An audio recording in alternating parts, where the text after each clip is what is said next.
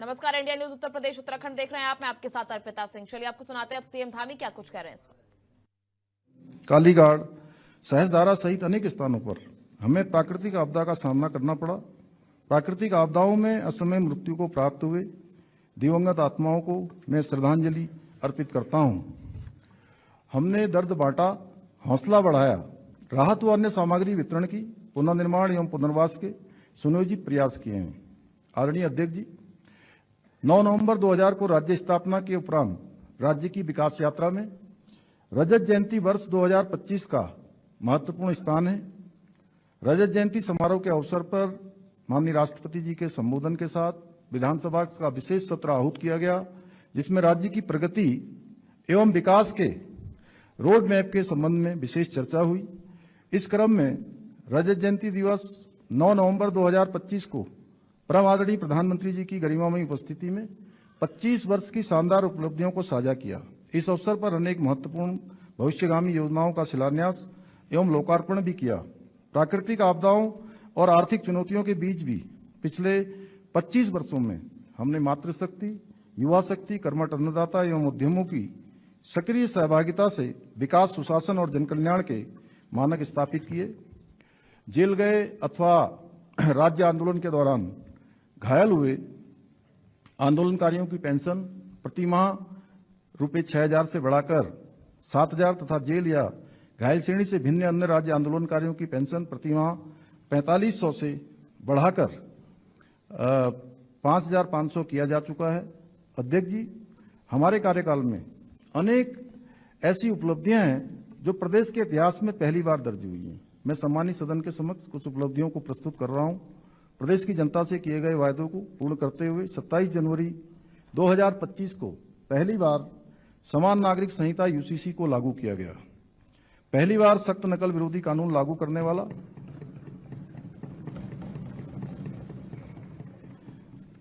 उत्तराखंड पहला राज्य बना। पहली बार अल्पसंख्यक शिक्षा अधिनियम 2025 प्रख्यापित किया है। इसी क्रम में दिनांक 1 जुलाई 2026 से उत्तराखंड मदरसा बोर्ड समाप्त हुआ।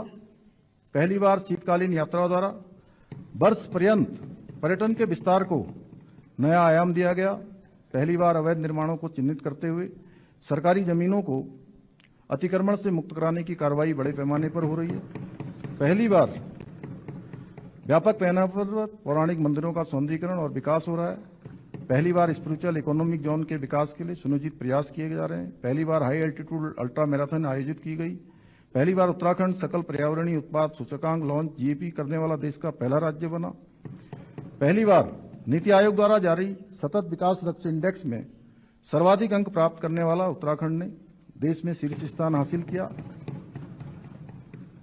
प्राथमिक 23 डीरेगुलेशन क्षेत्रों के क्रियान्वयन में राज्य ने 5वीं रैंक प्राप्त की, जिससे उत्तराखंड बेस्ट परफॉर्मिंग स्टेट में उभरकर सामने आया।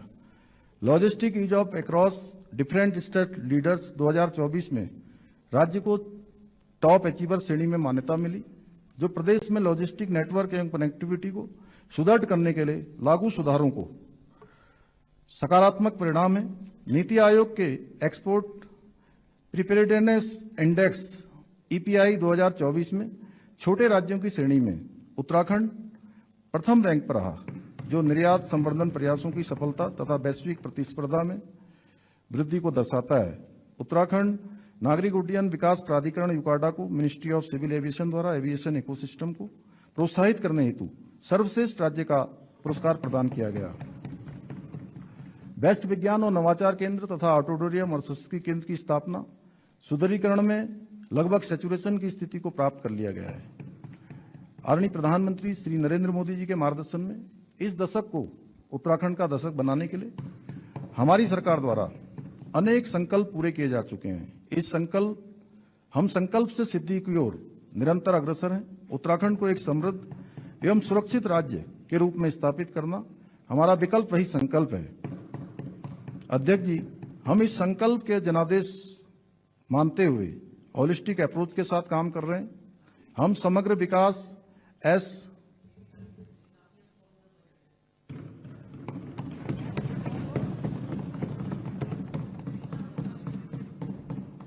अच्छा है, आप बहुत अच्छे उत्प्रेरक हैं। एक बार काजी जी के लिए ताली बजा दीजिए आप लोग।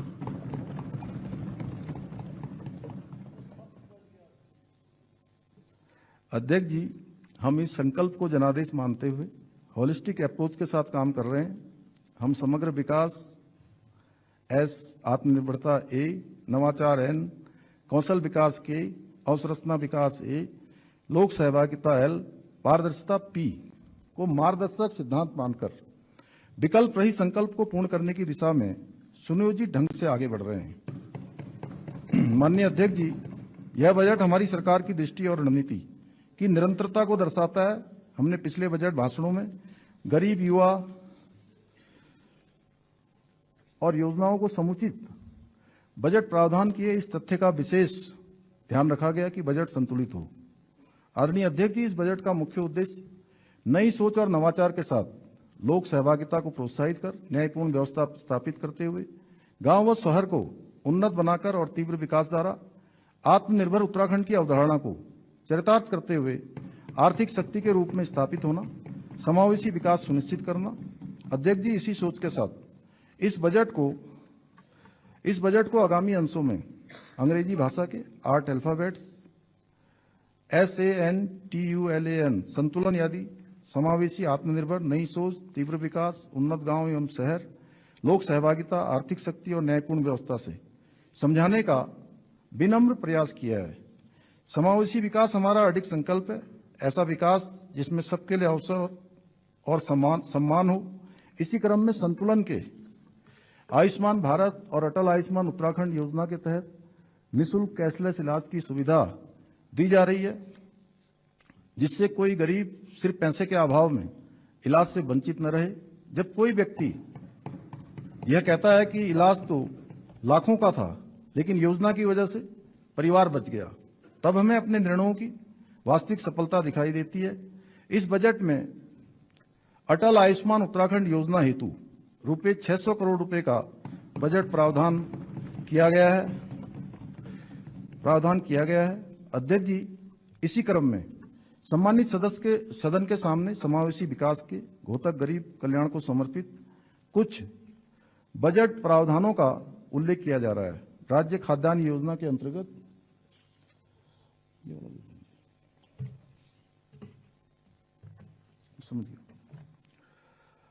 राज्य खाद्यान्न योजना के अंतर्गत रुपये 25 करोड़ प्रधानमंत्री आवास योजना हेतु समग्र रूप से लगभग 298 करोड़ 45 लाख, प्रधानमंत्री आवास योजना हेतु समग्र रूप से लगभग 56 करोड़ रुपए, EWS आवास हेतु अनुदानों के अंतर्गत 25 करोड़ रुपए, परिवहन निगम की बसों में निर्धारित श्रेणी के यात्रियों हेतु निःशुल्क यात्रा की सुविधा हेतु 42 करोड़ रुपए का बजट प्रावधान किया गया है। महिला समानता को प्रोत्साहित करने एवं जेंडर संवेदनशील प्लानिंग के लिए जेंडर बजटिंग महत्वपूर्ण है। वित्तीय वर्ष 2025-26 में जेंडर बजट में रुपये 16,961 करोड़ 32 लाख का प्रावधान किया गया था। इस वर्ष जेंडर बजटिंग में 19,692 करोड़ 2 लाख का बजट प्रावधान किया जा रहा है। सक्षम आंगनबाड़ी एंड पोषण 2.0 योजना के अंतर्गत 6 माह से 2 वर्ष के लगभग 7,33,000 लाभार्थियों को अनुपूरक पोषाहार आंगनबाड़ी केंद्रों के माध्यम से उपलब्ध कराया जा रहा है। वित्तीय वर्ष 2026-27 में इस योजना हेतु समग्र रूप से लगभग रुपये 598 करोड़ 33 लाख का बजट प्रावधान किया जा रहा है। महिलाओं एवं बच्चों के पोषण में स्तर में अधिक सुधार करने तथा पोषण संबंधी जागरूकता जन जन तक पहुंचाने हेतु प्रधानमंत्री पोषण मिशन हेतु समग्र रूप से लगभग रुपये 149 करोड़ 45 लाख का बजट प्रावधान किया जा रहा है। राज्य में प्रसूता के लिए ईजा बोई सगुन योजना हेतु समग्र रूप से लगभग रुपये 14 करोड़ 13 लाख का बजट प्रावधान किया जा रहा है। मुख्यमंत्री महालक्ष्मी किट योजना हेतु रुपये 30 करोड़, मुख्यमंत्री बाल पोषण योजना हेतु रुपये 25 करोड़, मुख्यमंत्री आंचल अमृत योजना हेतु 15 करोड़, मुख्यमंत्री वात्सल्य योजना हेतु 15 करोड़, मुख्यमंत्री महिला पोषण योजना हेतु लगभग 13,44,00,000, मुख्यमंत्री बाल एवं महिला बहुमुखी विकास निधि हेतु रुपये 8 करोड़ और निराश्रित विधवाओं की पुत्रियों के विवाह हेतु अनुदान के लिए रुपये 5 करोड़ का बजट प्रावधान किया गया है। अध्यक्ष जी, समावेशी विकास के दृष्टिकोण से चिकित्सा एवं स्वास्थ्य पर किया गया निवेश भी महत्वपूर्ण है। इस दृष्टि से चिकित्सा एवं स्वास्थ्य अवसंरचना का विकास किया जा रहा है। इस क्रम में बागेश्वर में जिला चिकित्सालय, देहरादून में उप चिकित्सालय, डोईवाला उप चिकित्सालय, प्रेमनगर सामुदायिक स्वास्थ्य केंद्र बालावाला, उत्तरकाशी में उप जिला चिकित्सालय भटवाड़ी, हरिद्वार में उप जिला चिकित्सालय भगवानपुर, अल्मोड़ा में उप जिला चिकित्सालय चौखुटिया, पौड़ी गढ़वाल में सामुदायिक स्वास्थ्य केंद्र दुगड्डा, टेहड़ी गढ़वाल में सामुदायिक स्वास्थ्य केंद्र पिलखी तथा नैनीताल में मल्टी स्पेशलिटी सुपर स्पेशलिटी अस्पताल भवाली सहित अनेक योजनाओं पर कार्रवाई गतिमान है। आगामी वित्तीय वर्ष हेतु चिकित्सा स्वास्थ्य एवं परिवार कल्याण ग्रांट के अंतर्गत समग्र रूप से राजस्व मद में लगभग रुपये 4,252 करोड़ 50 लाख तथा पूंजीगत मद में लगभग रुपये 195 करोड़ 46 लाख का बजट प्रावधान किया गया है। अध्यक्ष जी, समावेशी विकास को सुनिश्चित करने के लिए अनुसूचित जातियों के कल्याण ग्रांट के अंतर्गत लगभग रुपये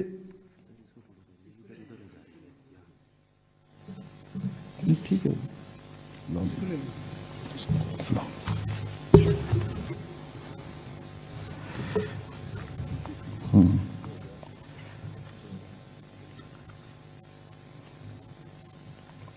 अध्यक्ष जी, समावेशी विकास को सुनिश्चित करने के लिए अनुसूचित जातियों के कल्याण ग्रांट के अंतर्गत लगभग रुपये 2,468 करोड़ 89 लाख का बजट का प्रावधान किया जा रहा है।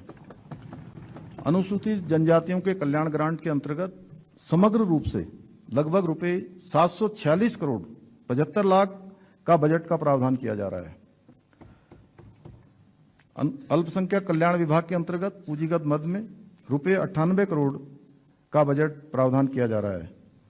अध्यक्ष जी, संतुलन के दूसरे अल्फाबेट ए अर्थात आत्मनिर्भर उत्तराखंड बनाने के संदर्भ में कृषि, उद्योग और पर्यटन इन क्षेत्रों की क्षमता को एक साथ आगे बढ़ाते हुए हम ऐसा परिवेश निर्मित कर रहे हैं जिसमें उत्पादकता बढ़े, निवेश आकर्षित हो और सम्मानजनक आजीविका के अवसर मिले। आत्मनिर्भर प्रदेश के निर्माण के लिए कृषि, उद्यम और पर्यटन प्रत्येक सेक्टर को अपनी भूमिका मजबूती से निभानी होगी। हमारे अन्नदाता हमारी शक्ति हैं। हम गंभीरतापूर्वक प्रयास कर रहे हैं कि अन्नदाता किसान को आवश्यक सहयोग, आधुनिक तकनीकी, बेहतर समाज, मजबूत अवसंरचना मिले। उद्योग व्यापार को एक ऐसा अनुकूल वातावरण मिले जहां उत्पादन और रोजगार दोनों बढ़े और पर्यटन के क्षेत्र में हमारी प्राकृतिक, सांस्कृतिक तथा धार्मिक धरोहर नई ऊर्जा के साथ विश्व पटल पर उभरें। अध्यक्ष जी, आत्मनिर्भरता की इस यात्रा में कृषि, उद्योग और पर्यटन हमारे 3 ग्रोथ ड्राइवर्स हैं। ये विकास इंजन मिलकर प्रदेश की अर्थव्यवस्था को गति देंगे, रोजगार के अवसर बढ़ाएंगे, हर नागरिक के जीवन में समृद्धि तथा आत्मविश्वास को नई शक्ति भरेंगे। हम कृषि और बागवानी से संबंधित विभिन्न नीतियों जैसे डेयरी विकास, एप्पल मिशन तथा scheme for upgradation of post harvest Apple logistics, सुफल, उच्च मूल्य वाली फसलों को प्रोत्साहन, फल सब्जी प्रसंस्करण, पुष्प औषधि पौधों के उत्पादन तथा जैविक खेती आदि के माध्यम से प्रति इकाई आय बढ़ाने का कार्य कर रहे हैं। स्थानीय उत्पादों को सीधे बाजार से जोड़ा जा रहा है ताकि उनकी उपज का उचित मूल्य सुनिश्चित हो सके। मिलेट मिशन के माध्यम से पोषण सुरक्षा और किसानों की आय दोनों में सुधार सुनिश्चित किया जा रहा है। अध्यक्ष जी, आत्मनिर्भर उत्तराखंड की विकास यात्रा के इस क्रम में हाउस ऑफ हिमालयाज का उल्लेख करना चाहूंगा। Vocal for local, local to global की सोच पर आधारित यह पहल विशेष रूप से महिलाओं और स्वयं सहायता समूह की आय बढ़ाने, पलायन रोकने, पहाड़ में ही सम्मानजनक रोजगार एवं उद्यमिता के अवसर बनाने के उद्देश्य से डिजाइन की गई है। आज हाउस ऑफ हिमालयाज देवभूमि के स्थानीय उत्पादों को एक एकीकृत ब्रांड के रूप में सामने लाकर ग्रामीण अर्थव्यवस्था को नई ताकत देने का काम कर रही है। उत्तराखंड महक क्रांति नीति 2026 से 36 का शुभारंभ किया गया है। इस बजट में महक क्रांति हेतु रुपये 10 करोड़ का बजट प्रावधान किया जा रहा है। अध्यक्ष जी, मैं सम्मानित सदन के सामने कृषि एवं संबंधित गतिविधियों के संबंध में किए जा रहे कुछ बजट प्रावधानों का उल्लेख कर रहा हूं। समग्र रूप से पूंजीगत मद में पशुपालन विभाग के अंतर्गत रुपए 47 करोड़, मत्स्य विभाग के अंतर्गत रुपए 30 करोड़, 13 लाख, औद्योगिक विकास के अंतर्गत रुपए 74 करोड़ का बजट प्रावधान किया जा रहा है। फसलों की सुरक्षा के लिए घेरबाड़ हेतु रुपए 20 करोड़ का बजट प्रावधान किया जा रहा है। समग्र रूप से एप्पल मिशन के लिए रुपए 42 करोड़, उच्च मूल्य वाली फलों, कीवी, ड्रैगन फ्रूट आदि के उत्पादन को बढ़ावा देने के लिए लगभग रुपए 30 करोड़ 70 लाख, राज्य में चाय विकास योजना के लिए लगभग रुपए 25 करोड़ 93 लाख, सगंध पौधा केंद्र को अनुदान एवं सगंध पौधों के क्लस्टर विकास के लिए लगभग रुपए 24 करोड़ 75 लाख, उद्यान बीमा योजना हेतु रुपए 40 करोड़, मुख्यमंत्री राज्य कृषि विकास योजना हेतु रुपए 20 करोड़ का बजट प्रावधान किया जा रहा है। पशुपालन विभाग के अंतर्गत स्वरोजगार परक व लाभार्थी परक योजना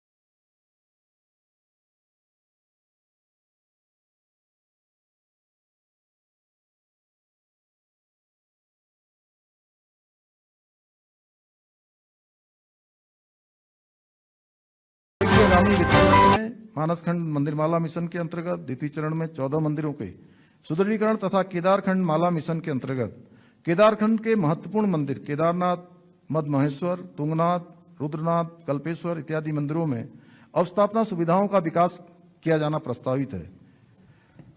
टूरिज्म डेस्टिनेशन प्लान के अंतर्गत महासू देवता हनोल, भारत के प्रथम गांव माणा, टिम्बर सैंड चमोली, गुंजी पिथौरागढ़ का विकास किया जा रहा है। वाइब्रेंट विलेज योजना के अंतर्गत जनपद उत्तरकाशी के जादौंग में अवस्थापना सुविधाएं विकसित की जा रही हैं। सड़कों, पार्किंग, पेयजल, स्वच्छता और होम स्टे जैसी सुविधाओं को एकीकृत दृष्टि से विकसित किया जा रहा है ताकि सुरक्षित, सुगम और स्वच्छ धार्मिक यात्रा का नया मॉडल स्थापित हो सके। सस्टेनेबल टूरिज्म के अंतर्गत स्थानीय समुदाय की सक्रिय भागीदारी के साथ home stay, eco tourism, trekking trails, river rafting, skiing, paragliding, adventure sports और वेलनेस टूरिज्म, योग केंद्र व फिटनेस अभियान को बढ़ावा दिया जा रहा है। इनके सम्मिलित प्रभाव से उत्तराखंड ऑल सीजन डेस्टिनेशन के रूप में स्थापित हो रहा है। हमारा प्रयास है कि विकास मॉडल पर्यावरण संरक्षण और जलवायु संवेदनशीलता पर आधारित हो। इस संबंध में नई सोच यह है कि जंगल, जल, मिट्टी और जैव विविधता को भविष्य की पूंजी मानकर हर योजना को डिजाइन किया जाए। अध्यात्म, योग, आयुर्वेद और लोक संस्कृति के इन पारंपरिक क्षेत्रों को आधुनिक वेलनेस इकोनॉमी के साथ जोड़ते हुए वैश्विक पहचान दिलाने के लिए हमारी सरकार प्रयत्नशील है। इस बजट में वैश्विक पर्यटन स्थलों के विकास हेतु रुपए 10 करोड़ का बजट प्रावधान किया जा रहा है। इको टूरिज्म गतिविधियों के लिए समग्र रूप से रुपए 18 करोड़ 50 लाख का बजट प्रावधान किया जा रहा है। अंतर्राष्ट्रीय योग दिवस के आयोजन हेतु रुपए 2 करोड़ का बजट प्रावधान किया जा रहा है। समग्र रूप से पर्यटन विभाग के अंतर्गत राजस्व मद में रुपए 210 करोड़ 59 लाख तथा पूंजीगत मद में लगभग रुपए 296 करोड़ 45 लाख का बजट प्रावधान किया जा रहा है। अध्यक्ष जी, नवाचार हमारी ताकत है। हम नए विचारों, नई तकनीक और नए तरीकों को अपनाकर शासन को अधिक सरल, अधिक पारदर्शी और अधिक मानवीय बनाने के लिए प्रतिबद्ध हैं। उत्तराखंड आज नई सोच और नवाचार को विकास का मुख्य आधार बनाकर आगे बढ़ रहा है। पुरानी समस्याओं के लिए पुराने समाधान नहीं, बल्कि समयानुकूल, रचनात्मक और साहसी कदम उठाना हमारी कार्यशैली है। इसी क्रम में संतुलन के तीसरा अल्फाबेट एन अर्थात नई सोच के संबंध में सरकार द्वारा विभिन्न विभागों के अंतर्गत अनेक नवाचार हो रहे हैं। प्रसंगस उन नवाचारों का उल्लेख अन्यत्र भी इस बजट भाषण में किया गया है। मैं नई सोच और नई तकनीकी के प्रतीक स्वरूप किए जा रहे कुछ प्रयासों की ओर सम्मानित सदन का ध्यान आकृष्ट कर रहा हूं। सरकारी कामकाज में पारदर्शिता और गति के लिए ईओ ऑफिस जैसा नवाचार आज प्रदेश के 865 कार्यालयों में लागू हो चुका है। पहले अधिकांश सेवाएं ऑफलाइन मिलती थी, जबकि अब अपनी सरकार पोर्टल के माध्यम से 78 विभागों की 975 नागरिक केंद्रित सेवाएं विकसित एवं एकीकृत हैं। स्थायी निवास, जातीय आय और रोजगार पंजीकरण से जुड़े लगभग 1.17 करोड़ से अधिक प्रमाण पत्र जारी हो चुके हैं। अध्यक्ष जी, नई सोच का एक सशक्त उदाहरण यह है कि हम युवाओं के लिए अनेक अवसर उपलब्ध करा रहे हैं। युवा शक्ति के सर्वांगीण विकास हेतु शिक्षण, प्रशिक्षण, स्पोर्ट्स एवं कौशल विकास आदि के लिए आवश्यक प्रावधान किए गए हैं। देव कृपा से पास हमारे घने जंगल, निर्मल जल, इसके साथ हमारी शक्ति, हमारे युवाओं का आत्मबल। इसी क्रम में देवभूमि उद्यमिता योजना उत्तराखंड का उल्लेख कर रहा हूं। इस योजना से कॉलेज कैंपस को ही नवाचार और स्टार्टअप की प्रयोगशाला बनाया गया है। हमारा उद्देश्य है कि हर विद्यार्थी सिर्फ नौकरी प्रार्थी नहीं, बल्कि नौकरीदाता और नव प्रवर्तक बनकर उभरे। इस योजना के अंतर्गत 300 से ज्यादा छात्रों ने अपना क्वालिटी स्टार्टअप शुरू किया है। 20 स्टूडेंट स्टार्टअप को सीड फंड सहयोग दिया गया है। 1240 विद्यार्थियों ने अपने उद्यमों का औपचारिक पंजीकरण किया है। विद्यार्थियों को ब्रांडिंग और मार्केटिंग सहायता प्रदान की जा रही है। कई विद्यार्थियों ने पेटेंट हेतु भी आवेदन किया है। देवभूमि उद्यमिता केवल योजना नहीं, बल्कि युवाओं को नई सोच, जोखिम लेने का साहस तथा तकनीकी से जोड़ने वाला व्यापक आंदोलन है। अध्यक्ष जी, तकनीकी शिक्षा विभाग के अंतर्गत इमर्जिंग टेक्नोलॉजी प्रयोगशालाओं की स्थापना की गई है। देहरादून, रानी पोखरी, नरेंद्र नगर, श्रीनगर, द्वाराहाट, नैनीताल, काशीपुर एवं लोहाघाट के पॉलिटेक्निक कॉलेजों में अध्ययनरत लगभग 5000 छात्र आधुनिक प्रशिक्षण से लाभान्वित हो रहे हैं। नई सोच के इस क्रम को बढ़ाते हुए तकनीकी शिक्षा विभाग के संकाय सदस्यों एवं छात्र छात्राओं को IIT दिल्ली जैसे प्रतिष्ठित संस्थानों में एक्सपोजर विजिट की अभिनव पहल हमने की है। छात्रों की एम्प्लॉयबिलिटी हमारे लिए अत्यंत महत्वपूर्ण है। इस क्रम में कौशल विकास पर विशेष ध्यान दिया जा रहा है। एक अभिनव पहल के रूप में इस बजट में मुख्यमंत्री हब एवं स्पोक मॉडल प्रस्तावित किया जा रहा है, जिसमें पॉलिटेक्निक, ITI, उच्च शिक्षण संस्थान एवं माध्यमिक शिक्षा के संस्थानों को एकीकृत किया जाएगा। राज्य के स्वयं के राजस्व में वृद्धि के लिए प्रवर्तन कार्रवाई के अतिरिक्त प्रौद्योगिकी की सहायता भी ली जा रही है। खनन और भू संसाधन क्षेत्र में mining digital transformation and surveillance system के माध्यम से ड्रोन, CCTV, डिजिटल गेट और रियल टाइम डेटा मॉनिटरिंग जैसी आधुनिक तकनीकों का उपयोग कर अवैध खनन पर नियंत्रण और राजस्व में वृद्धि सुनिश्चित की जा रही है।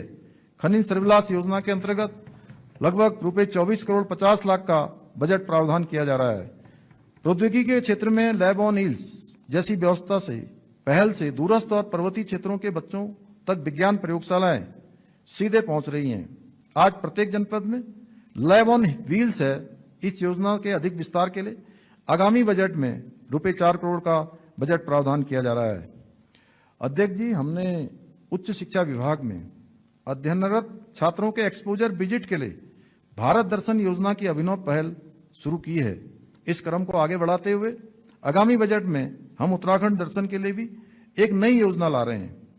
हमने दून विश्वविद्यालय में हिंदू अध्ययन केंद्र के लिए पद सृजित करने का निर्णय लिया है। राज्य में खेल संस्कृति को बढ़ावा देने और खिलाड़ियों के प्रोत्साहन पर विशेष ध्यान केंद्रित करते हुए नई खेल नीति लागू की गई है। मुख्यमंत्री उदयमान खिलाड़ी उन्नयन योजना के अंतर्गत 8 वर्ष से 14 वर्ष की आयु वर्ग में प्रति जनपद चयनित 300 छात्र छात्राओं को 1500 प्रति माह की छात्रवृत्ति प्रदान की जा रही है। मुख्यमंत्री प्रोत्साहन योजना के अंतर्गत 14 वर्ष से 23 वर्ष की आयु वर्ग के चयनित प्रति जनपद 200 खिलाड़ियों और इसी प्रकार कुल 2600 छात्र छात्राओं को 2000 रुपये प्रति माह की दर से छात्रवृत्ति का भुगतान किया जाता है। उद्यमिता कौशल एवं नवाचार योजना के अंतर्गत लगभग रुपए 7 crore 11 lakh Doon library and research centre को अनुदान हेतु रुपए 7 करोड़ 60 लाख राजकीय महाविद्यालयों में ई ग्रंथालय की स्थापना हेतु रुपए 7 करोड़ शोध एवं विकास कार्य योजना हेतु रुपए 1 करोड़ विद्यालय शिक्षा विभाग के अंतर्गत छात्रवृत्ति हेतु रुपए 15 करोड़ उच्च शिक्षा विभाग के अंतर्गत छात्रवृत्ति हेतु 15 करोड़ तथा खेल विभाग के अंतर्गत छात्रवृत्ति हेतु रुपए 13 करोड़ 50 लाख का बजट प्रावधान किया जा रहा है। अध्यक्ष जी, समग्र रूप से पूंजीगत मद में माध्यमिक शिक्षा विभाग के अंतर्गत रुपए 542 करोड़ 84 लाख, उच्च शिक्षा विभाग के अंतर्गत रुपए 146 करोड़ 30 लाख, तकनीकी शिक्षा विभाग के अंतर्गत लगभग रुपए 98 करोड़ 50 लाख, खेल विभाग के अंतर्गत लगभग रुपए 69 करोड़ 94 लाख, कला एवं संस्कृति विभाग के अंतर्गत लगभग रुपए 9 करोड़ 90 लाख का बजट प्रावधान किया जा रहा है। सूचना एवं प्रौद्योगिकी विभाग के अंतर्गत समग्र रूप से पूंजीगत मद में रुपए 86 करोड़ का बजट प्रावधान किया जा रहा है। संस्कृत पाठशालाओं का अनुदान हेतु रुपए 28 करोड़ का बजट प्रावधान किया जा रहा है। अध्यक्ष जी, नई सोच के प्रतीक कुछ अन्य योजनाओं का यहां उल्लेख किया जा रहा है। शहरी क्षेत्र में पैदल मार्ग अवसंरचना के अंतर्गत रुपए 10 करोड़, नगर निकायों को स्मार्ट सिटी के रूप में विकसित करने हेतु रुपए 30 करोड़, राज्य डाटा सेंटर सुदृढ़ीकरण के लिए समग्र रूप से रुपए 65 करोड़, विज्ञान धाम के अंतर्गत लगभग रुपए 6 करोड़ 95 लाख, इमर्जिंग टेक्नोलॉजी एवं AI COE के क्रियान्वयन हेतु लगभग रुपए 10 करोड़ 50 लाख, साइबर सिक्योरिटी के क्रियान्वयन हेतु रुपए 15 करोड़, पैक्स के कंप्यूटरीकरण हेतु लगभग रुपए 5 करोड़ 67 लाख, जनपदों में केंद्रीकृत रिकॉर्ड रूम के अंतर्गत रुपए 10 करोड़, सूचना प्रौद्योगिकी अवसंरचना के अंतर्गत लगभग रुपए 47 crore 50 lakh, uniform civil code के अंतर्गत रुपए 5 करोड़, संशोधित IPC CRPC एवं साक्ष्य अधिनियम हेतु प्रशिक्षण के अंतर्गत रुपए 5 करोड़, विधि विज्ञान प्रयोगशालाओं के अंतर्गत रुपए 6 करोड़ 71 लाख, संघ लोक सेवा आयोग एवं उत्तराखंड राज्य लोक सेवा आयोग की मुख्य परीक्षाओं की कोचिंग हेतु मेधावी छात्र एवं छात्राओं को विशेष आर्थिक सहायता के अंतर्गत रुपए 1 करोड़ 50 लाख का बजट प्रावधान किया जा रहा है। अध्यक्ष जी, ऐसे अनेक और प्रावधान इस बजट में हैं। ये प्रावधान एक अवसरयुक्त परिवेश के घोतक हैं। प्रसिद्ध कवि श्री शिव मंगल सिंह सुमन जी की पंक्तियों के साथ युवाओं को इन नए अवसरों का लाभ लेने का आह्वान कर रहा हूं। गति प्रबल पैरों में भरी, फिर क्यों रहूं दर दर खड़ा, जब आज मेरे सामने है रास्ता इतना पड़ा, जब तक न मंजिल पा सकूं तब तक मुझे न विराम है, चलना हमारा काम है, चलना हमारा काम है।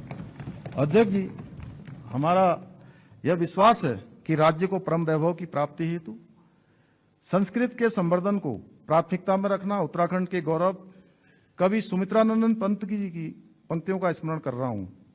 प्रखर बुद्धि से भले सभ्यता हो नवनिर्मित, संस्कृति के निर्माण के लिए हृदय चाहिए।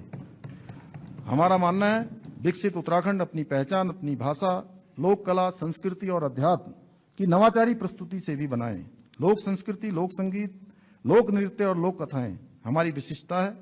इन परंपराओं को सिर्फ मंच पर नहीं बल्कि डिजिटल माध्यमों एवं नवाचारी कार्यक्रमों वाली पहलों के जरिए अगली पीढ़ी से जोड़ने के लिए हमारी सरकार प्रयत्नशील है।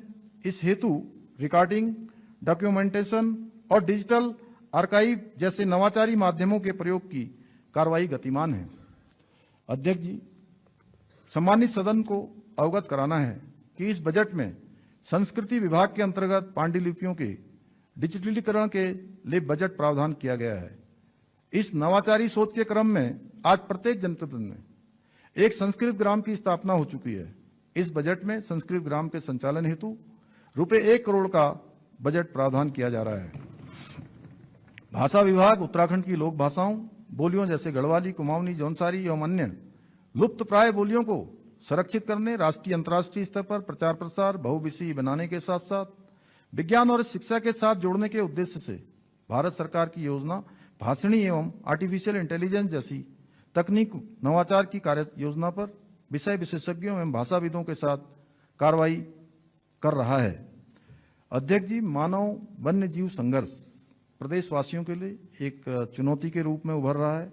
इस संबंध में प्रभावितों को राहत पहुंचाने के दृष्टिगत हमने मानव वन्य जीव संघर्ष में मृत्यु होने पर मृतक परिवार को दी जाने वाली धनराशि को 6 लाख रुपए से बढ़ाकर 10 लाख रुपए किया है।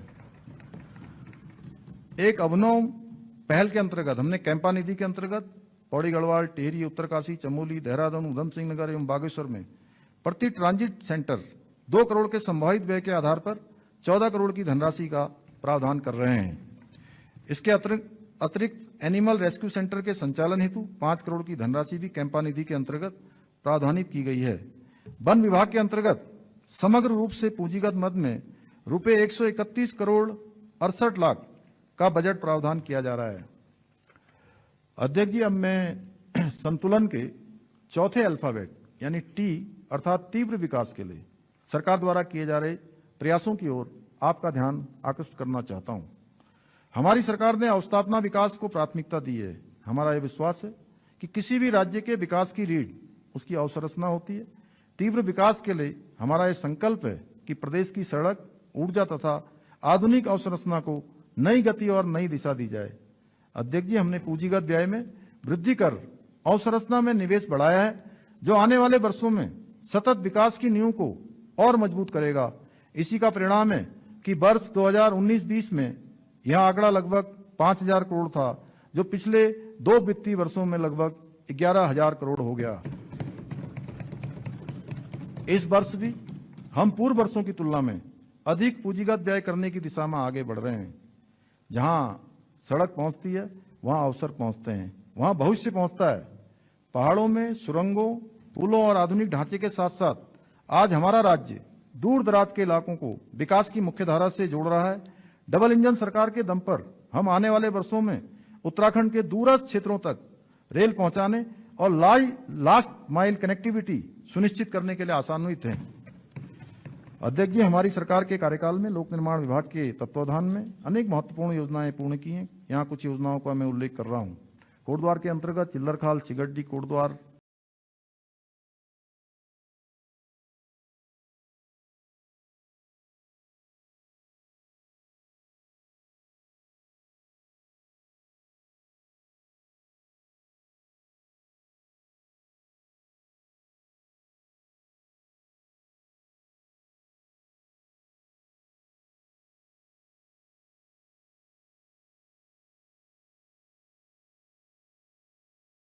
सुरक्षित यातायात का लाभ प्राप्त हो रहा है।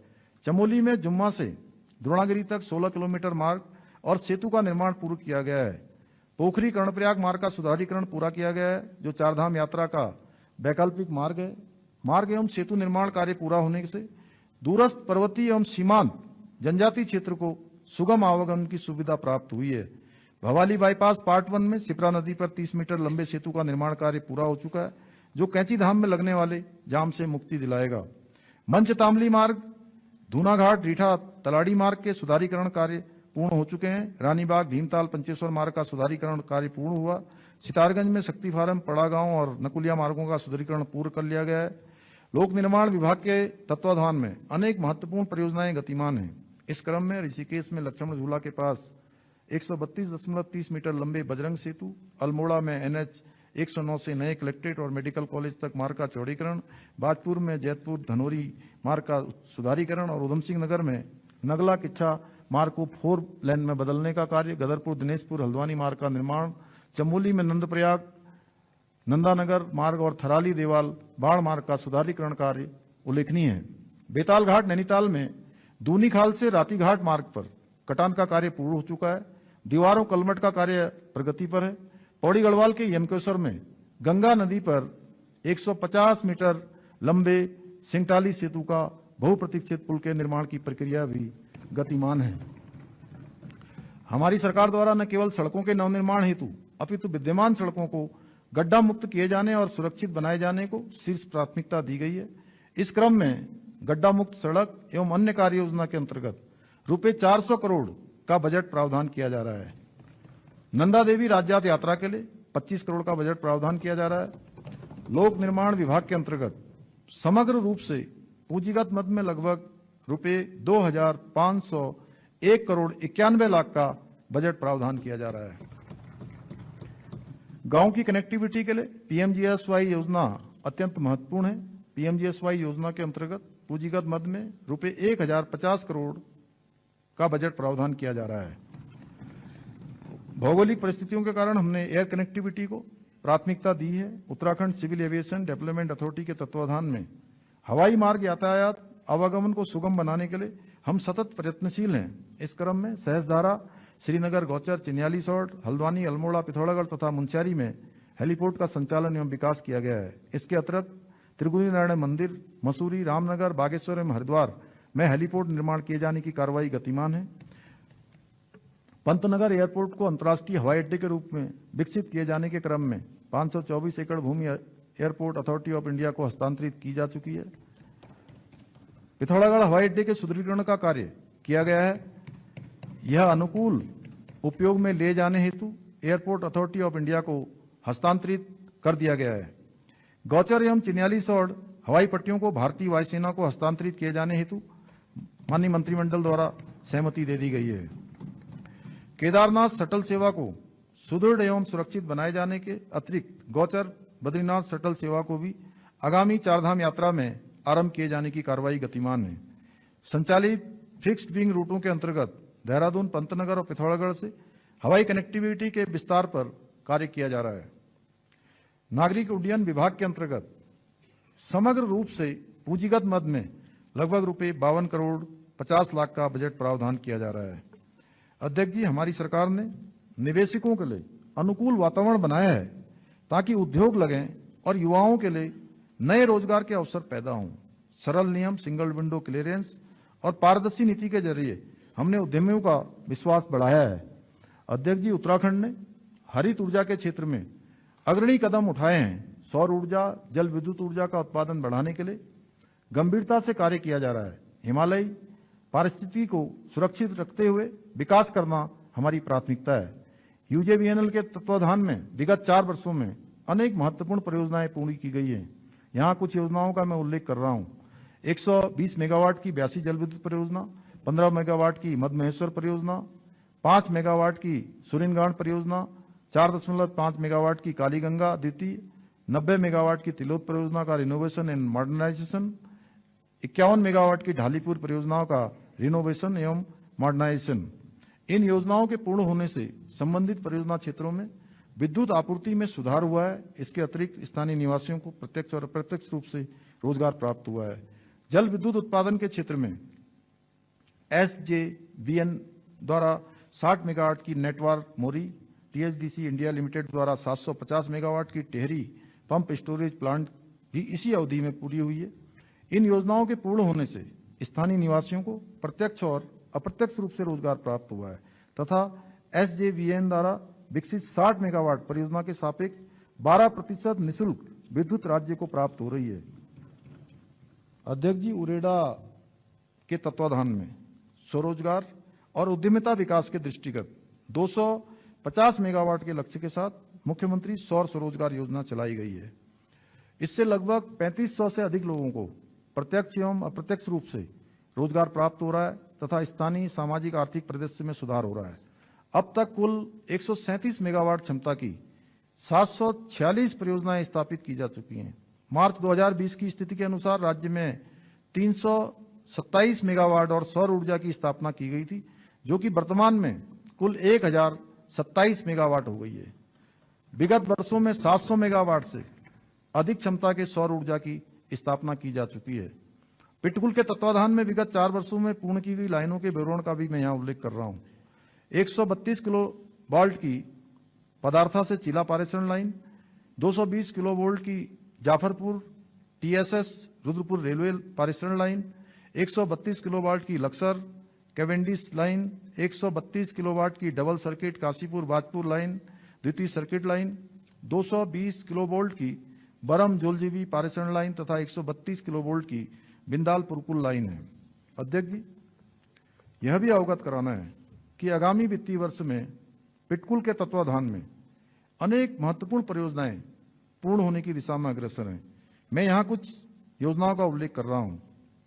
220 किलोवोल्ट की GSI उपस्थापना सेलाकोई देहरादून, सेलाकोई उप संस्थान पर 220 किलोवोल्ट की खोदरी झाझरा लीलो लाइन, 132 किलोवोल्ट की GIS उप संस्थान आराघर उप संस्थान पर 132 किलोवोल्ट माजरा लाल तप्पड़ लीलो लाइन, 132 किलोवोल्ट GIS उप संस्थान धौलाखेड़ा उप संस्थान पर 132 किलोवोल्ट काठगोदाम रुद्रपुर लीलो लाइन, 132 किलोवोल्ट उप संस्थान खटीमा उप संस्थान में 132 किलोवोल्ट खटीमा सितरगंज लीलो लाइन। अध्यक्ष जी, ऊर्जा विभाग के अंतर्गत समग्र रूप से पूंजीगत मद में रुपए 1,609 करोड़ 43 लाख का बजट प्रावधान किया जा रहा है। अध्यक्ष जी, हमारी सरकार द्वारा प्रदेश के आधारभूत ढांचे के विकास को तेजी से आगे बढ़ाना, PPP परियोजनाओं को विकसित करने हेतु वर्ष 2023 में उत्तराखंड निवेश और आधारिक संरचना विकास बोर्ड UIIDB का गठन किया है। UIIDB द्वारा क्रियान्वित योजनाओं के माध्यम से शहरी जल निकासी को बेहतर सुविधाएं, पर्यटकों के लिए उच्च आधारभूत सुविधाएं, सुरक्षित व व्यवस्थित यातायात तथा स्थानीय लोगों के लिए रोजगार के अधिक अवसर प्रशस्त होंगे। UIIDB द्वारा अपनी स्थापना से आतिथ्य तक अनेक महत्वपूर्ण योजनाओं तथा यथा गढ़वाल मंडल में हरिद्वार गंगा कॉरिडोर एवं ऋषिकेश गंगा कॉरिडोर आरंभ की गई है और कुमाऊं मंडल में Sharda river front master plan परियोजना क्रियान्वित की जा रही है। हरिद्वार गंगा कॉरिडोर के अंतर्गत रोडी बेलवाला एडमिन रोड निर्माण, सतीकुंड पुनर्विकास एवं हरकी पैड़ी पुनरुज्जीवन योजना, ऋषिकेश गंगा कॉरिडोर के अंतर्गत त्रिवेणी घाट का विकास, चंद्रभागा पैदल पुल का निर्माण योजना तथा शारदा रिवर फ्रंट परियोजना के अंतर्गत शारदा घाट पुनर्विकास परियोजना, किरोड़ा नाला योजना व सिटी ड्रेनेज योजना क्रियान्वित की जा रही है। ऋषिकेश के रिवर राफ्टिंग साहसिक पर्यटन को वैश्विक स्तर का बनाने के लिए iconic city Rishikesh rafting base station योजना का क्रियान्वयन किया जा रहा है। गढ़वाल मंडल में श्रीनगर स्थित बेलकेदार एवं बेलकंडी मार्ग क्षेत्र में विशेष आध्यात्मिक आर्थिक zone, special spiritual economic zone स्थापित किया जा रहा है। अध्यक्ष जी, अर्थव्यवस्था का विकास गांव और शहर दोनों के विकास से होता है। यह बजट गांव के लिए स्वावलंबन और शहर के लिए आधुनिकता की दोहरी रणनीति लेकर आया है। इस क्रम में अब संतुलन के 5वें अल्फाबेट U अर्थात उन्नत शहर एवं गांव के विकास के लिए किए जा रहे प्रयासों की ओर आपका ध्यान आकर्षित करना चाहता हूं। ग्राम्य सशक्तिकरण के लिए किए गए समग्र प्रयासों को अंग्रेजी भाषा के संचिताक्षर के कौशल विकास, ई इकोलॉजी संवर्धन, डी धरोहर संरक्षण, ए अवसंरचना निर्माण और आर से रिवर्स माइग्रेशन से निर्मित केदार से समझा जा सकता है। इस प्रकार निर्मित परिवेश से गांवों में आर्थिकी का विस्तार हो रहा है, लोग अपनी जड़ों से जुड़ रहे हैं और यह परिवर्तन ग्राम्य जीवन में एक नए परिवेश, मंगलकारी एम, अवसरयुक्त ए, नवोन्मेषी एन, आध्यात्मिक ए और सांस्कृतिक गतिविधियों एस अर्थात मानस के लिए सशक्त प्रेरणा है। हमारा विश्वास है गांव मजबूत, उत्तराखंड मजबूत। ग्राम स्तरीय अवसंरचना व पंचायतों को सशक्त बनाने के दृष्टिकोण से विभिन्न विभागों यथा ग्राम विकास, पंचायती राज विभाग, महिला सशक्तिकरण एवं बाल विकास विभाग, स्वास्थ्य विभाग, प्राइमरी शिक्षा विभाग आदि के अंतर्गत संचालित योजनाएं तथा अवसंरचनाएं उल्लेखनीय हैं। कनेक्टेड विलेज, कनेक्टेड मार्केट की अवधारणा के तहत राज्य के दूरस्थ और सीमांत गांवों में सड़क, बिजली, पानी, स्वास्थ्य, शिक्षा एवं डिजिटल भुगतान आदि सुविधाओं को प्राथमिकता दी जा रही है ताकि पलायन पर रोक लगे और गांवों में भी सम्मानजनक जीवन के अवसर उपलब्ध हों। ग्रामीण आजीविका मिशन, आजीविका सहकारी समितियां, दुग्ध सहकारी संघ, इन सबको एक मजबूत श्रृंखला के तहत जोड़ा जा रहा है। उद्यान, दुग्ध, पशुपालन, डेयरी, मधुपक्षी पालन, मत्स्य पालन, रेशम विकास आदि के सुव्यवस्थित विस्तार के साथ हमारे गांव अब रोजगार सृजन के केंद्र बन रहे हैं। स्वयं सहायता समूहों, दुग्ध समितियों, महिला समूहों और किसान उत्पादक संगठनों के माध्यम से ग्राम स्तर पर लघु उद्योग, पैकेजिंग, मूल्य संवर्धन और स्थानीय रोजगार के अवसर बढ़ाए जा रहे हैं। वाइब्रेंट विलेज प्रोग्राम के अंतर्गत 51 सीमांत गांवों का सर्वांगीण विकास किया जा रहा है। इस बजट में वाइब्रेंट विलेज प्रोग्राम हेतु रुपए 40 करोड़ का प्रावधान किया जा रहा है। विकसित भारत रोजगार गारंटी एवं आजीविका मिशन ग्रामीण के तहत पारदर्शी और समयबद्ध भुगतान, परिसंपत्तियों के निर्माण और आजीविका से जुड़े कार्यों के माध्यम से स्थायी आय वृद्धि पर विशेष ध्यान दिया गया है। यहां अधिकार दया पर नहीं, गारंटी और सम्मान के साथ दिया जा रहा है। इस बजट में वीवी राम जी हेतु समग्र रूप से लगभग रुपए 705 करोड़ रुपए 25 लाख का बजट प्रावधान किया जा रहा है। अध्यक्ष जी, जल, जंगल और जमीन केवल संसाधन नहीं अपितु उत्तराखंड की जीवन रेखा है। इस बजट में हमने पेयजल, सिंचाई, स्रोत संरक्षण, भूल जल पुनर्भरण, वाटर सेट के विकास के संकल्प के साथ योजनाओं के लिए पर्याप्त प्रावधान किया है। ग्रामीण विकास के अंतर्गत समग्र रूप से पूंजीगत मद में रुपए 1,642 करोड़ 20 लाख का बजट प्रावधान किया जा रहा है। अध्यक्ष जी, शहरी विकास किसी भी राज्य की प्रगति का महत्वपूर्ण आधार है। इसलिए सुव्यवस्थित योजना प्रबंधन की आवश्यकता को ध्यान में रखते हुए जनता को बेहतर बुनियादी सुविधाएं, पेयजल, स्वच्छता, स्मार्ट मोबिलिटी और आवास जैसी सेवाएं उपलब्ध कराना हमारी प्राथमिकता है। शहरों में ट्रैफिक जाम की समस्या के समाधान के लिए हमने सुनियोजित तरीके से संपूर्ण राज्य में विभिन्न स्थानों पर 196 पार्किंग स्थलों का चयन किया है, जिसमें सरफेस पार्किंग की 66, मल्टी लेवल कार पार्किंग की 112, ऑटोमेटेड कार पार्किंग की 9 तथा टनल पार्किंग हेतु 9 स्थान चिन्हित किए गए हैं। 196 स्थानों में से 150 परियोजनाओं को डीपीआर उनकी तैयार कर ली गई है, जिसमें लगभग 618 करोड़ की 114 परियोजनाओं का कार्य प्रारंभ किया जा चुका है। विकास प्राधिकरण द्वारा स्वयं के वित्तीय संसाधनों से लगभग 296 करोड़ की 11 परियोजनाओं का कार्य किया जा रहा है। इस बजट में आवास विभाग के अंतर्गत अवस्थापना सुविधाओं के लिए विकास हेतु रुपए 130 करोड़ का बजट प्रावधान किया जा रहा है। राज्य में अमृत मिशन के तहत बुनियादी शहरी सेवाएं जैसे सड़कें, जल आपूर्ति और सार्वजनिक सुविधाओं का विस्तार किया जा रहा है। हमारे द्वारा शहरों में एफोर्डेबल हाउसिंग, स्वच्छ जल, सार्वजनिक परिवहन, वेस्ट मैनेजमेंट, हरित क्षेत्र और डिजिटल सेवाओं का विस्तार किया जा रहा है। राज्य पोषित योजना के अंतर्गत चारधाम मार्ग में बाड़ाहाट उत्तरकाशी, आदि कैलाश मार्ग में पिथौरागढ़ तथा ग्रीष्मकालीन राजधानी गैरसैंण 3 नगर निकायों को स्मार्ट सिटी के रूप में विकसित किया जा रहा है। स्वच्छ भारत मिशन फेज 2 के अंतर्गत पौड़ी, सतपुली, चिन्यालीसौड़, बड़कोट, पुरोला, घनसाली, चमियाला, धारचूला, जसपुर, पिथौरागढ़ की डीपीआर तैयार की गई है।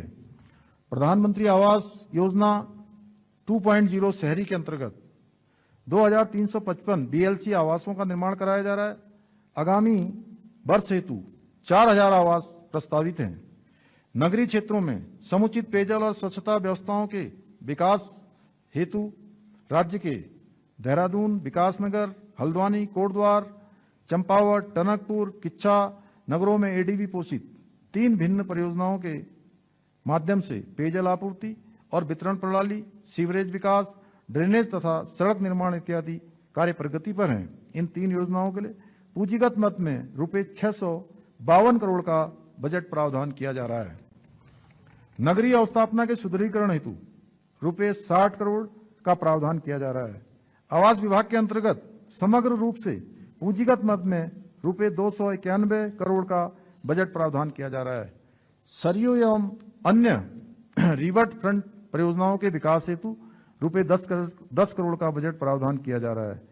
शहरी विकास विभाग के अंतर्गत समग्र रूप से पूंजीगत मद में रुपये 1401 करोड़ 85 लाख का बजट प्रावधान किया जा रहा है।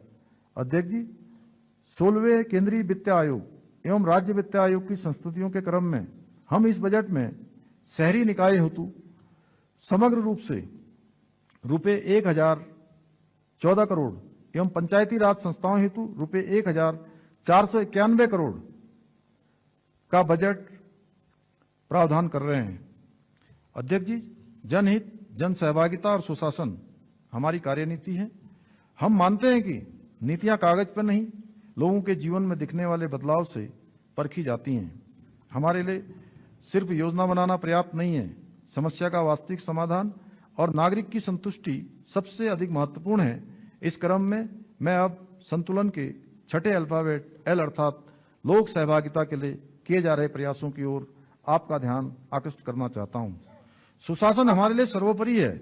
यह बजट सुशासन के मार्ग को आगे बढ़ाता है, जिसमें शासन की नीति और योजना, व्यय, निर्णय का केंद्र बिंदु सामान्य नागरिक, विशेषकर अंतिम पंक्ति में खड़ा व्यक्ति है। हमारा उद्देश्य है कि कोई भी नागरिक अपने अधिकारों से वंचित न रहे। किसी भी योजना का लाभ लेने के लिए उसे दर दर नहीं भटकना पड़े।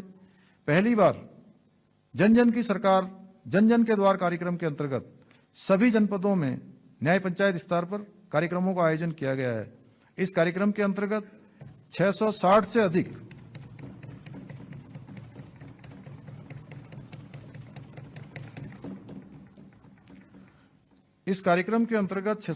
अधिक शिविरों का आयोजन किया गया, जिनमें 5,33,000 से अधिक नागरिकों ने सहभागिता की तथा 33,000 से अधिक जन शिकायतों का मौके पर ही निस्तारण किया गया। अभियान के माध्यम से दूरस्थ क्षेत्रों सहित प्रदेश भर के नागरिकों को घर के पास ही सरकारी योजनाओं और सेवाओं का लाभ प्राप्त हुआ। सरकार का दायित्व केवल नीतियां बनाना नहीं, बल्कि अंतिम पंक्ति में खड़े व्यक्ति तक उसका लाभ पहुंचाना है। जन जन की सरकार जन जन के द्वार, इसी सोच का परिणाम है। अध्यक्ष जी, बजट एक माध्यम है जनता की आकांक्षाओं को साकार करने का, इसलिए हमने बजट में जन सहभागिता को और सुदृढ़ किया है। हम बजट निर्माण में न केवल जनता के सुझाव आमंत्रित करते हैं, अपितु स्वयं जनता के बीच में जाते हैं। इसी क्रम में हमने कुमाऊं मंडल में, बनबसा तथा गढ़वाल मंडल में, पौड़ी में बजट पूर्व संवाद कार्यक्रम आयोजित किए गए। लोक सहभागिता बढ़ाने के लिए हमने विभिन्न विभागों के अंतर्गत टेक्नोलॉजी को बढ़ावा दिया है। इसी क्रम में राजस्व विभाग द्वारा 6 पोर्टल 10 जनवरी 2026 को लॉन्च किए गए हैं। खतौनी ऑनलाइन प्राप्त करने हेतु ई भूलेख, सजरा मानचित्र ऑनलाइन देखने हेतु ई भू नक्शा, कृषि एवं कृषि से संबंधित गतिविधि के लिए ऋण प्राप्त करने हेतु ई एग्री लोन, प्रदेश में निवेश आदि के दृष्टिगत भूमि क्रय की अनुमति प्राप्त करने हेतु ई भू अनुमति, खतौनी में खातेदार एवं सह खातेदारों के अंश का निर्धारण करने हेतु ई भूलेख अंश, राजस्व वसूली हेतु ERCS, राजस्व न्यायालयों को पूर्णतः ऑनलाइन एवं पेपरलेस बनाए जाने हेतु ERCMS की कार्रवाई गतिमान है। अध्यक्ष जी, डिजिटल प्लेटफॉर्म, ऑनलाइन सेवाएं और पारदर्शी प्रक्रियाएं केवल फाइलों की गति नहीं बढ़ा रहे हैं, बल्कि आम नागरिकों के आत्मसम्मान को मजबूत कर रहे हैं। अब दुर्गम क्षेत्र का व्यक्ति भी महसूस करता है कि सरकार उसके गांव की चौपाल और उसके मोबाइल दोनों पर एक साथ मौजूद है। अध्यक्ष जी, अच्छे शासन की कसौटी वही समाज होता है जहां आम नागरिक बिना डर भय के अपनी बात कह सके, उससे विश्वास हो कि सरकार उसकी शिकायत पर निष्पक्ष कार्रवाई करेगी। मुख्यमंत्री हेल्पलाइन 1905 का प्रभावी क्रियान्वयन नई सोच का प्रतीक है। नागरिक toll free call, online portal और मोबाइल एप्लीकेशन के माध्यम से अपनी शिकायतें दर्ज कर रहे हैं, जिससे सरकार और जनता के बीच संवाद, जवाबदेही और विश्वास का नया मॉडल विकसित हुआ है। भ्रष्टाचार की शिकायत के लिए टोल फ्री नंबर 1064 के प्रभावी क्रियान्वयन से हमने संदेश दिया है, अब किसी भी स्तर पर होने वाली अनियमितता, रिश्वतखोरी या दुरुपयोग पर चुप रहने और कार्यालयों को चक्कर काटने की मजबूरी नहीं है। टोल फ्री नंबर 1064 का प्रभावी क्रियान्वयन भ्रष्टाचार मुक्त उत्तराखंड के संकल्प को नागरिक सहभागिता के साथ जोड़ता है। अध्यक्ष जी, संतुलन के 7वें अल्फाबेट ए अर्थात आर्थिक शक्ति के संबंध में अवगत कराना है कि इकोनॉमी और इकोलॉजी के मध्य संतुलन बनाते हुए कृषि, उद्योग और पर्यटन तीनों ग्रोथ ड्राइवर्स को समुचित प्राथमिकता देते हुए विकसित भारत के लक्ष्यों के साथ उत्तराखंड के विकास की रणनीति को संबद्ध करते हुए आर्थिक शक्ति के रूप में उत्तराखंड को स्थापित करना हमारा परम ध्येय है। इसी क्रम में मानव पूंजी में निवेश, क्षमता संवर्धन, पूंजीगत व्यय में वृद्धि, निर्बाध एवं सुरक्षित संयोजकता एवं प्रौद्योगिकी आधारित विकास और स्टार्टअप इकोसिस्टम को एकीकृत दृष्टि के साथ विकसित करने का कार्य किया जा रहा है। हम प्रतिस्पर्धी अर्थव्यवस्था को की चुनौतियों का सामना करते हुए नए अवसरों का लाभ प्रदेश को दिलाने के लिए प्रतिबद्ध हैं। स्थानीय संसाधनों, उद्यमिता और नवाचार की शक्ति से एक आशापूर्ण परिवेश निर्मित हो रहा है। अध्यक्ष जी, सुशासन हमारा जीवन मंत्र है। कुशलता, जवाबदेही, पारदर्शिता और संवेदनशीलता हमारी प्रशासनिक व्यवस्था के मार्गदर्शक हैं। ई गवर्नेंस का प्रभावी क्रियान्वयन शासन को सेवा में बदल रहा है। पारदर्शी व्यवस्था, तकनीकी आधारित शासन, वित्तीय सुप्रबंधन, सर्वस्पर्शी विकास के माध्यम से जनता का विश्वास शासन प्रणाली पर लगातार बढ़ रहा है। इसी क्रम में संतुलन के 8वें अल्फाबेट एन अर्थात न्यायपूर्ण व्यवस्था की ओर ध्यान आकृष्ट करना चाहता हूं। न्यायपूर्ण व्यवस्था के लिए आवश्यक है कि कानून समान रूप से लागू हो, निर्णय पूर्वाग्रह रहित हो, व्यक्ति अपनी सामाजिक या आर्थिक स्थिति के कारण न्याय से वंचित न रहे। हमने अनेक योजनाओं के माध्यम से न्याय, गृह, समाज कल्याण, जनजाति कल्याण, अल्पसंख्यक कल्याण सहित अन्य विभागों में आवश्यक प्रावधान किए हैं। शिक्षा, स्वास्थ्य, कौशल विकास और आजीविका आदि के क्षेत्र में सामाजिक न्याय को आर्थिक अवसर में बदलने का प्रभावी साधन है। शिक्षा एवं कौशल विकास, सामाजिक सुरक्षा योजनाएं, असंगठित क्षेत्र के श्रमिकों के कल्याण की योजनाएं आदि को ध्यान में रखकर किए जा रहे बजट प्रावधान इस दिशा में सशक्त पहल है। इस बजट में यथास्थान ऐसे अनेक प्रावधान किए जा रहे हैं। देवभूमि उत्तराखंड के मूल स्वरूप को अक्षुण्ण बनाए रखने के लिए हम कृत संकल्प हैं। अतिक्रमण मुक्त उत्तराखंड के लिए नदियों, नालों, तालाबों, सरकारी और वन भूमि पर अतिक्रमण हटाने के लिए राजस्व, वन, सिंचाई और शहरी विकास विभागों की संयुक्त कार्य योजना लागू है। राज्य की सरकारी भूमि अतिक्रमण मुक्त करने की दिशा में हमने महत्वपूर्ण प्रगति की है। देवभूमि परिवार योजना के अंतर्गत राज्य का एक एकीकृत, व्यापक एवं गतिशील परिवार आधारित डाटाबेस का निर्माण किया जा रहा है। आगामी वित्तीय वर्ष में इस योजना को लागू किया जाएगा। इस बजट में देवभूमि परिवार योजना के अंतर्गत लगभग रुपए 10 करोड़ 17 लाख का बजट प्रावधान किया जा रहा है। हमारा ध्येय है अवसर तथा न्याय सबके लिए मुक्त और सहज हो, जहां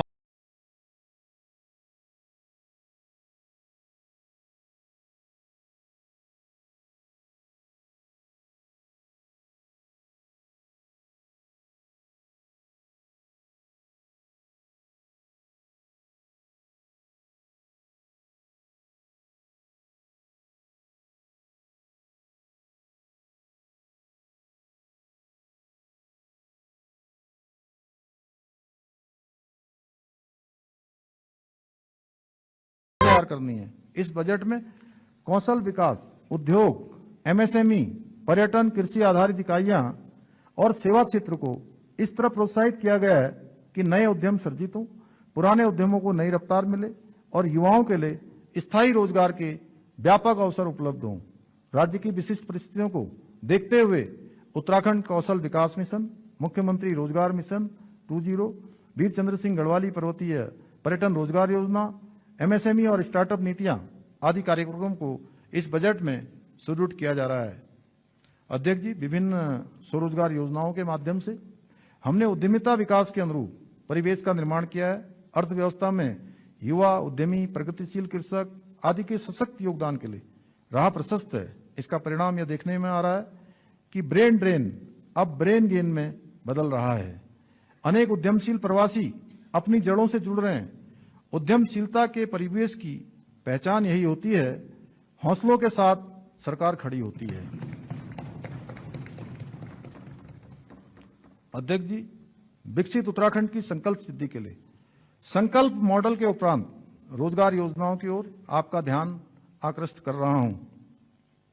क्या हुआ, अभी तो 1 घंटा ही हुआ है, जल्दी कर दिया हमने ना। वो भेड़ जिसे कह रहा हूं मैं ना वो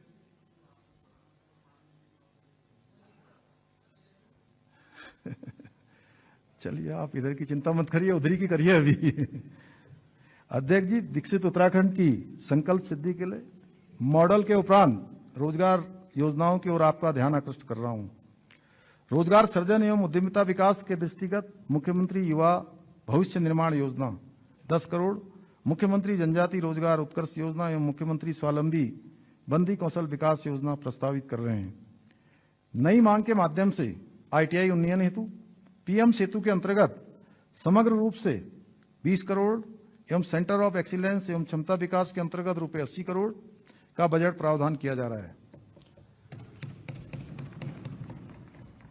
आदरणीय अध्यक्ष जी, यह बजट केवल संख्याओं, योजनाओं और घोषणाओं का संग्रह नहीं है, अपितु 1.25 करोड़ नागरिकों का साझा विजन है। यह बजट विकास व विरासत, संस्कृति व आधुनिकता, अध्यात्म व विज्ञान का संतुलित संगम है। हम वित्तीय अनुशासन, समावेशी विकास, समग्र विकास, पर्यावरण संरक्षण और सहभागी शासन के आधार स्तंभों पर समस्या समाधान और निस्तारीकरण के मूल मंत्र के साथ विकसित उत्तराखंड की परिकल्पना को साकार करने का प्रयास कर रहे हैं। मैं इस सम्मानित सदन के माध्यम से देवभूमि की जनता को आश्वस्त करना चाहता हूं कि हम सभी क्षेत्रों को समान अवसरों के साथ आगे बढ़ाने तथा आर्थिक समृद्धि के केंद्र के साथ साथ पर्यावरणीय संतुलन को भी ध्यान में रखते हुए विकास की यात्रा पर निरंतर आगे बढ़ेंगे।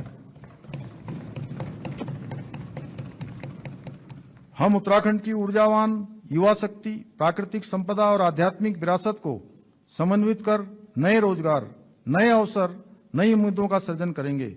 यह बजट संकल्प से शिखर तक की सुचारू यात्रा के साथ विकसित भारत की अग्रिम पंक्ति में गर्व से खड़ा होने का एक संकल्प है।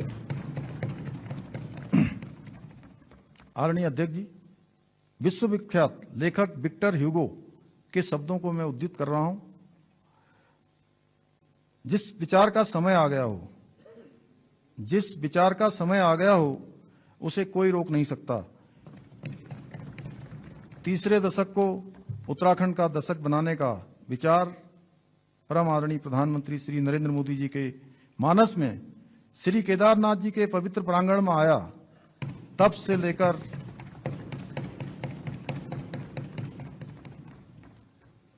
लेकर आज तक हम अनेक सामाजिक आर्थिक संकेतकों में तीव्र प्रगति की ओर अग्रसर हैं।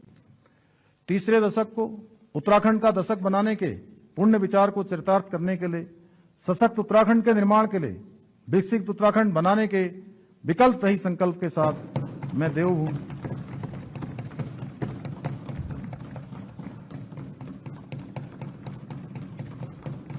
बजा लो और जोर से बजा लो एक बार पहले, अब खत्म होने वाला है।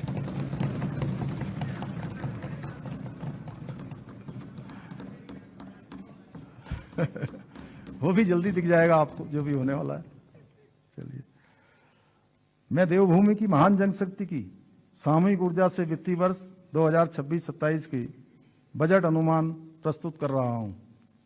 वित्तीय वर्ष 2026-27 में कुल प्राप्तियां लगभग रुपए 1,10,143 करोड़ 13 लाख हैं, अनुमानित हैं, जिसमें से रुपए 67,525 करोड़ 77 लाख राजस्व प्राप्तियां तथा रुपए 42,617 करोड़ 35 लाख पूंजीगत प्राप्तियां हैं।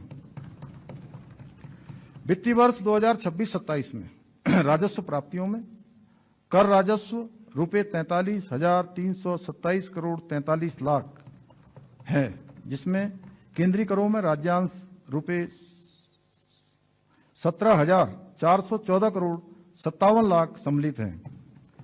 राज्य के स्वयं के स्रोतों से कुल अनुमानित राजस्व प्राप्ति रुपए 620 करोड़ 3 लाख में कर राजस्व रुपये 25,912 करोड़ 46 लाख तथा करेतर राजस्व रुपये 5,707 करोड़ 17 लाख अनुमानित है। व्यय वर्ष 2026-27 में ऋणों के प्रतिदान,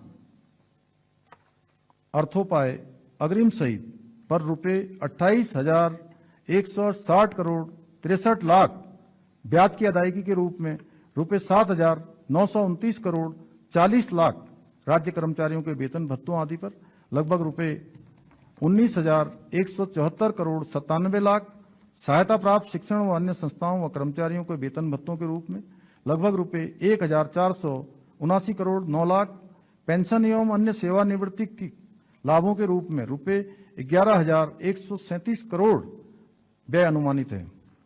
वर्ष 2026-27 में कुल व्यय रुपये 1,11,703 करोड़ 21 लाख अनुमानित है। कुल अनुमानित व्यय में से रुपये 64,989 करोड़ 44 लाख राजस्व लेखे का व्यय है तथा रुपये 46,713 करोड़ 77 लाख पूंजी लेखे का व्यय है। समेकित निधि वर्ष 2026-27 के बजट में कोई राजस्व घाटा अनुमानित नहीं है, अपितु रुपये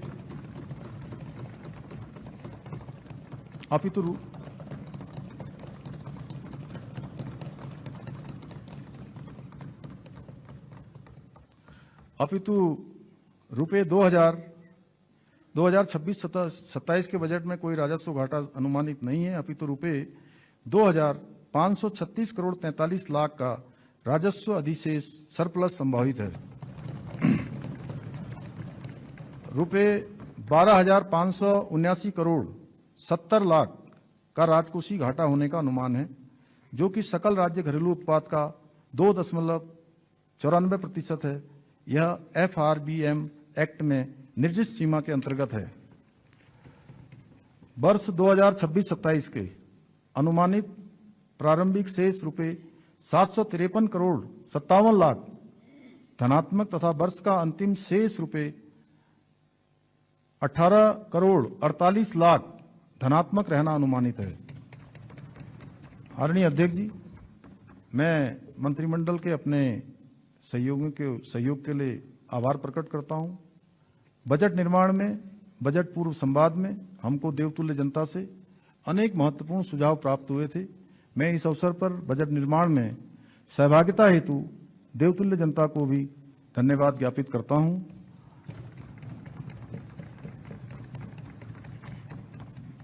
वित्त विभाग के अधिकारियों एवं कर्मचारियों ने बजट तैयार करने में जो सहायता मुझे दी है, उसके लिए मैं उनका हार्दिक आभार प्रकट करता हूं। मैं उत्तराखंड महालेखाकार का आभारी हूं। मैं राजकीय मुद्रालय रुड़की तथा NIC के अधिकारियों एवं कर्मचारियों को सहयोग के लिए धन्यवाद देना चाहता हूं। विरासत है, धरोहर है, नवाचार की पैमाइश है, विकसित उत्तराखंड बनाने के लिए बजट में आजमाइश है।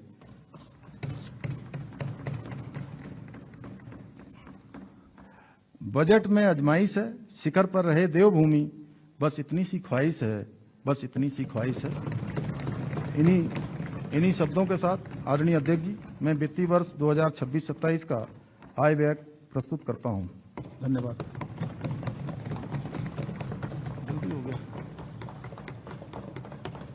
अब हम उठते हैं कल 11 बजे तक के लिए।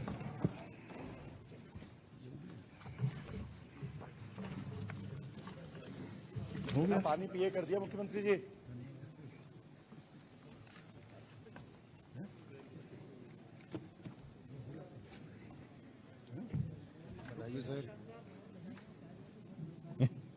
बधाई हो सर, बहुत बहुत। हाँ, गवर्नर धन्यवाद। विदाउट ग्लास ऑफ वाटर है सारा भाषण। ठीक है, बताइए।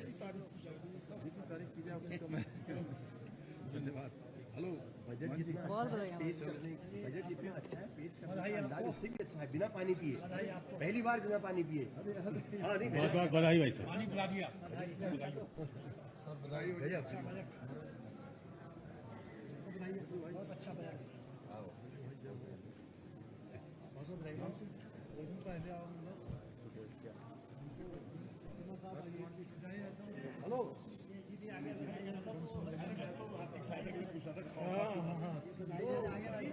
सुमित भाई हल्द्वानी का कर दिया अब हल्द्वानी के लिए कितना पैसा दे दिया देखो मुख्यमंत्री जी ने। अब हल्ला मत करना, हल्द्वानी के लिए सुमित भाई आपको बाहर नहीं रहना। हाँ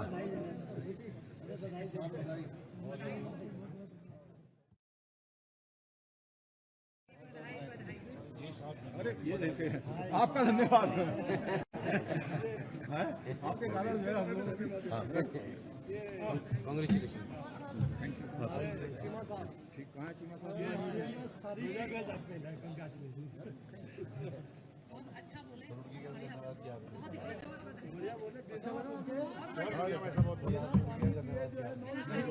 शुरू में क्या हो गया आपने एक शब्द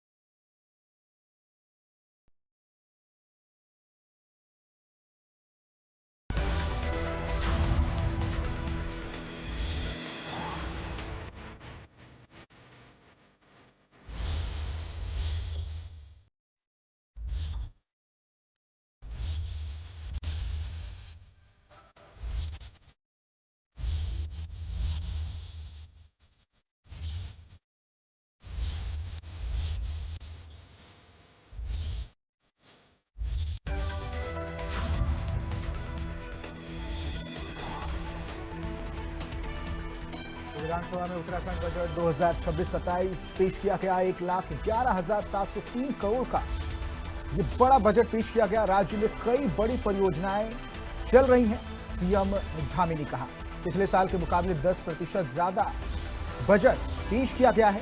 उत्तराखंड में समावेशी विकास हो रहा है, सीएम धामी ने कहा।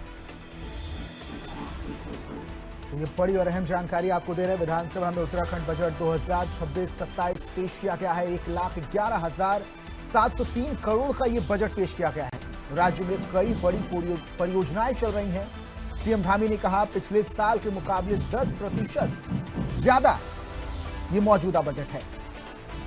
उत्तराखंड में समावेशी विकास लगातार किया जा रहा है, लगातार हो रहा है, सीएम धामी ने कहा।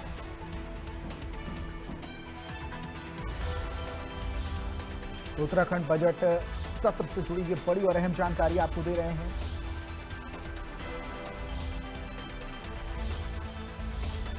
पिछले साल के मुकाबले 10% ज्यादा ये मौजूदा बजट 2026-27 का ये बजट पेश किया गया है। यानी कि पिछले बजट की लागत से 10% अधिक ये बजट है। 1,11,703 करोड़ का ये बजट पेश किया गया है।